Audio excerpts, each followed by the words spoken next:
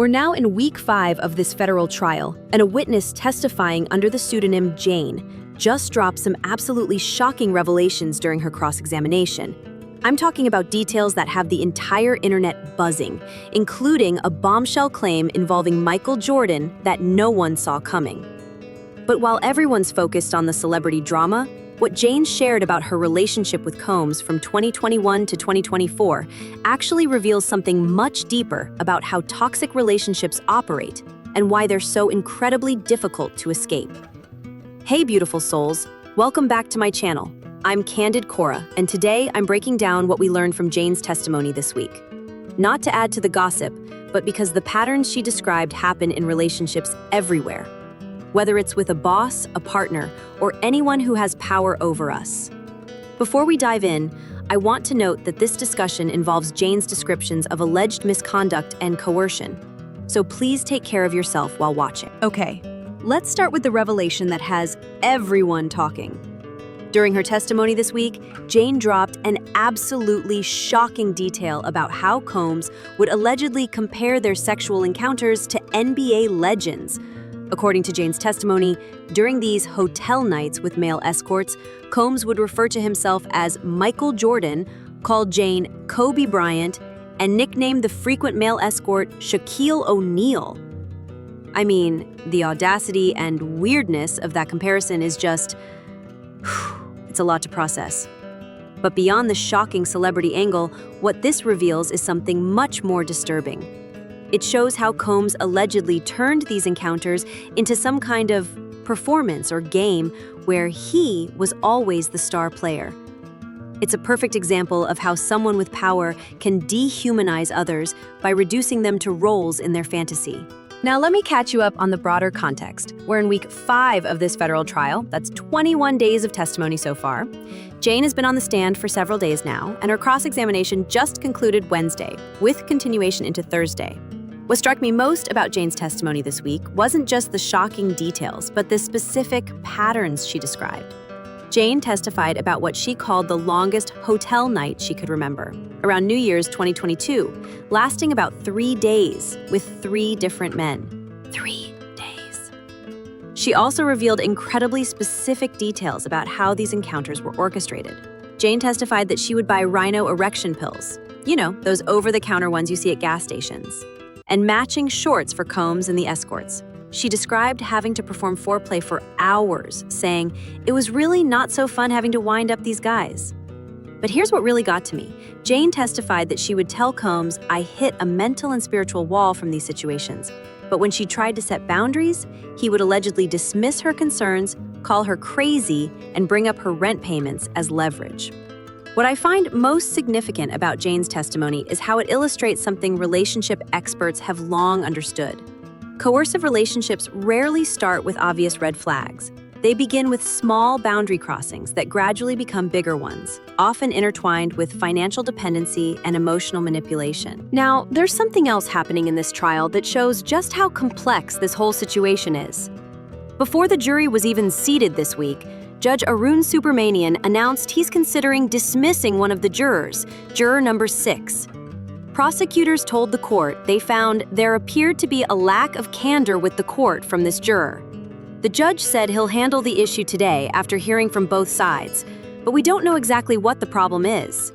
This kind of thing happens in high-profile trials, but it just shows how intense the scrutiny is around this case. Every single person involved, from jurors to witnesses to attorneys, is under incredible pressure. Speaking of pressure, prosecutors announced this week that they expect to rest their case by next Friday, possibly as early as next Wednesday.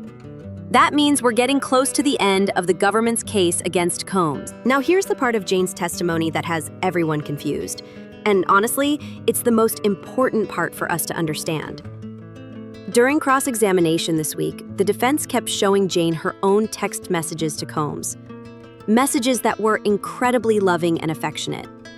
Jane became emotional on the stand while reading one message she sent to Combs in 2023 after a trip to Turks and Caicos. "You are truly a blessing in my life. I have never had a man take care of me like you. I feel blessed to have you in my life, and I only wish to be a blessing in yours." She literally couldn't finish reading the entire message because she was crying. The defense also showed texts where Jane called her love for Combs unconditional and for life, and referred to him as my friend, my lover, my boyfriend. Jane's responses were absolutely fascinating from a psychological standpoint. She explained that maintaining Combs' public image was literally part of what he expected from her. She was financially dependent on him, so promoting him positively wasn't just personal, it was survival. But beyond that, Jane described something that psychologists call trauma bonding. When someone controls your financial survival, and Jane testified that Combs was paying her rent through their love contract, and they mix moments of affection with coercion, it creates a psychological dependency that's incredibly hard to break. What I think people need to understand is that Jane's responses during her testimony this week aren't unusual or suspicious. They're actually textbook examples of how people react to coercive control. The human brain tries to make sense of confusing situations, and sometimes that means focusing on positive moments, just to survive emotionally. What really stood out to me from Jane's testimony this week was how she described the blurred lines between personal and professional dynamics. Jane wasn't just Combs' girlfriend, she was also completely financially dependent on him, which created this complex web of control. Jane testified about how her income had decreased significantly because Combs demanded much of her time and attention. She described feeling like she couldn't refuse anything, even simple requests, because her entire livelihood depended on keeping him satisfied. This is something that happens in toxic work environments all the time. When someone has complete control over your financial security and career prospects, saying no feels impossible, even to increasingly unreasonable demands. What made Jane's situation even more complicated, according to her testimony, was the celebrity factor. She described how Combs would remind her of his power and influence, which reinforced her belief that speaking up would be pointless and potentially dangerous to her future. Here's where Jane's story gets really powerful, and it shows the incredible impact of one person finding the courage to speak up. Jane testified this week that everything changed for her when she read Cassie Ventura's lawsuit against Combs in November 2023. Jane told the court that when she first read Cassie's allegations, she texted Combs saying, "I feel like I'm reading my own experiences," and that she nearly fainted from the similarities. She testified that Cassie's lawsuit made her realize she wasn't alone in these experiences. This is something we've seen repeatedly in high-profile cases. One person speaking out creates permission for others to recognize and name their own experiences. It's not because people are jumping on a bandwagon, but because seeing someone else describe similar situations helps people understand their own experiences differently. What I found particularly powerful about Jane's testimony is how she described feeling validated, but also devastated. Validated that her experiences were real and serious, but devastated to realize there was a whole other woman feeling the same thing. Jane made it clear during her testimony that she never planned to file her own lawsuit or make public statements.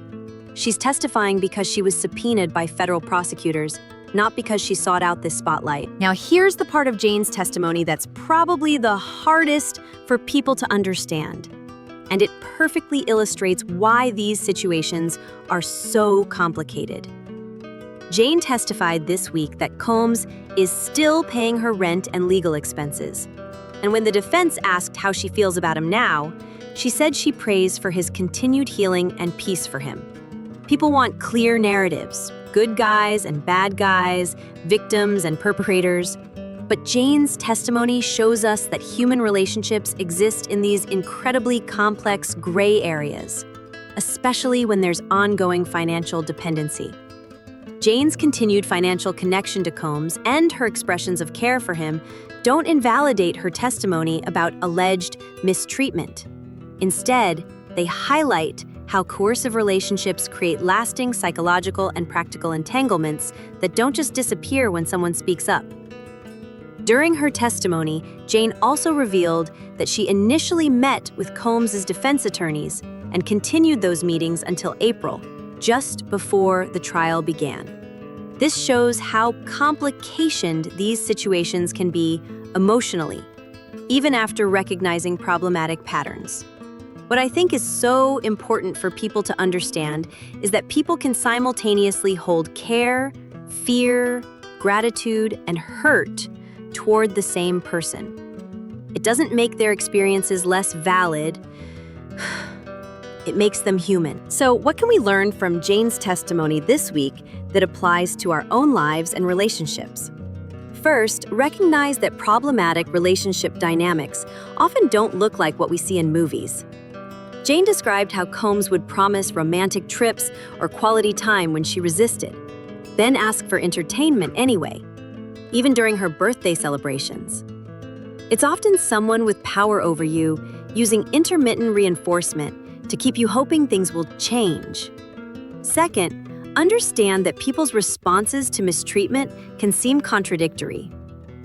Jane testified about posting positive things about Combs while privately writing notes to herself about feeling used and lied to. These contradictory behaviors don't discredit experiences. They reflect the complex psychology of survival in controlling situations. Third, pay attention to financial control.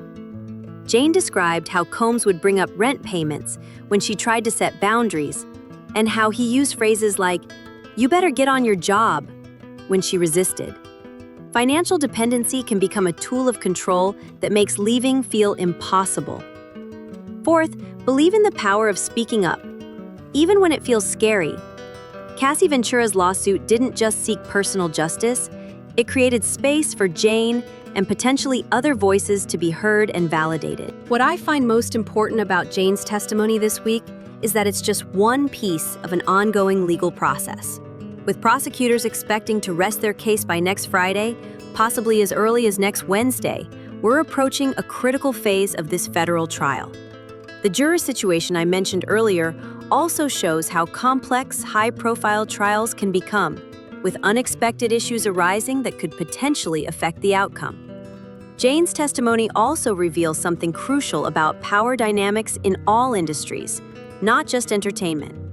When someone controls your income, housing, and professional opportunities, the pressure to comply with increasingly unreasonable demands can become overwhelming.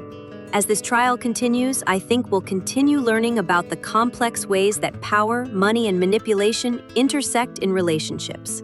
Whether you're dealing with a difficult boss, a controlling partner, or witnessing concerning behavior in your community, the patterns Jane described are worth understanding and recognizing. In conclusion, Jane's testimony this week in the Sean Combs case is ultimately about more than one celebrity's alleged misconduct. It's about power, financial dependency, trauma bonding, and the incredible courage it takes to speak the truth even when you're still emotionally and financially entangled with someone. I'd say that if Jane's testimony resonated with you, or if you recognize patterns from your own experiences, you're not alone. These dynamics exist across all types of relationships and all levels of society. Now, I want to hear from you. What aspects of Jane's testimony made you think differently about power dynamics in relationships? Have you learned something that might help you recognize concerning patterns or support someone else? Thanks for joining me for this important conversation, beautiful souls. This trial will continue, and I'm Candid Cora. I'll be here to help us process these difficult topics together. I'll see you next time.